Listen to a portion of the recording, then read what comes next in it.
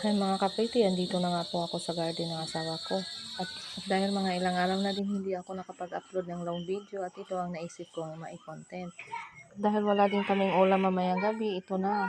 Maghanap na ako ng maulam dito. At syempre, ang una kong makikita dito ang talong dahil yung kalabasa nga po ay wala pa nga ang bunga. Meron din namang mga okra dito kaso napakaliit pa lamang. At syempre, ang madali ang ulam lang namin ay ang talong. At napakahaba ng talong ng asawa ko. Siyempre ang namin kong mga kaprite ay ang talong na mahaba. Huwag na kayong mag-isip na masama, baka marinig ako ng aking asawa. At ito na nga ang talong na napakahaba.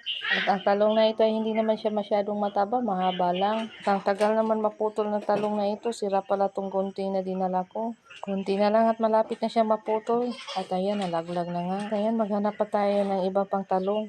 At ito na nga po yung ibang talong na tinanim ng asawa ko. Napakadami sana to ng dahon. Kaso nalanta na ngayon pero marami pa namang bunga.